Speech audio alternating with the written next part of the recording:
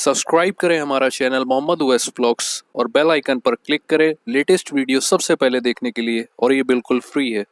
आज की वीडियो में हम बात करेंगे आप कैसे चीनी का होलसेल का बिजनेस शुरू कर सकते हो।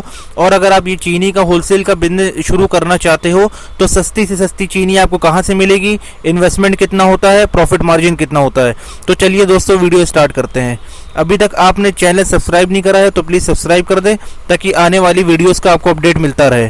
तो चलिए दोस्तों, अगर आप चीनी का होलसेल का बिजनेस शुरू करते हो तो चीनी बनती कैसी है उसका प्रोसेस जानना बहुत ज़रूरी है, क्योंकि जो चीनी का भाव डिसाइड करा जाता है उसका प्रोसेस उसकी क्वालिटी पर ही डिपेंड करता है।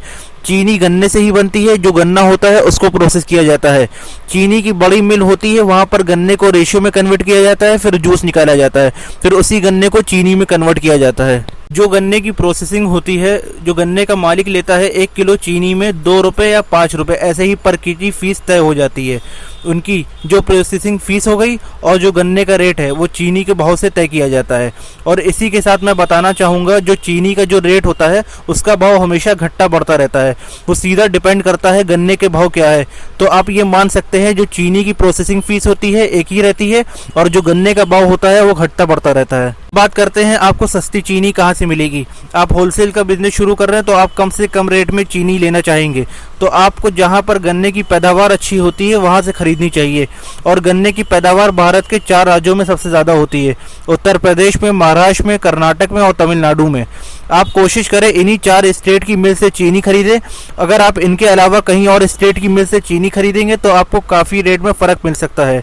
वो इसलिए गन्ना इन्हीं स्टेट से आता है, उसका खर्चा ट्रांसपोर्टेशन चार्ज काफ़ी बढ़ जाता है, इसलिए इन्हीं 4 राज्यों से चीनी खरीदे, उत्तर प्रदेश, महाराष्ट्र, तमिलनाडु और कर्नाटक से। अब बात करते हैं अमाउंट कैसे डिसाइड की जाती है।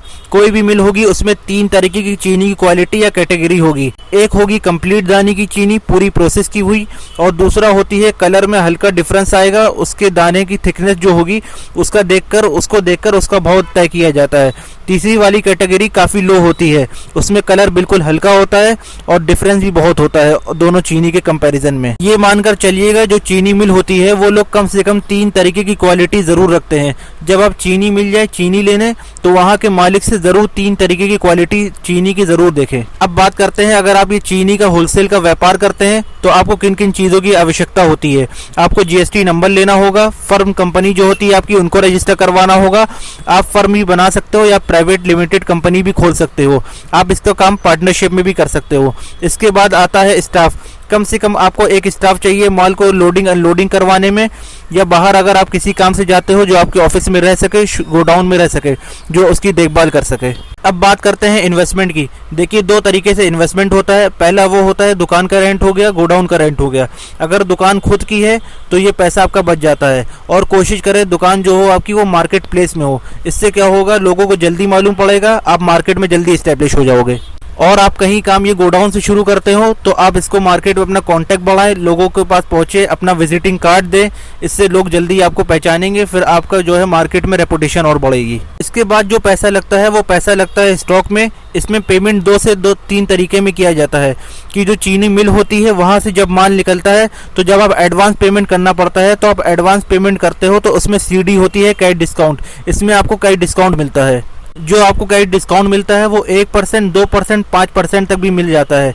इसलिए जब आप चीनी मिल से माल खरीदे तो आप वहाँ के मालिक से ज़रूर एक बार पूछें कि कैश डिस्काउंट वहाँ पर कितना देते हैं।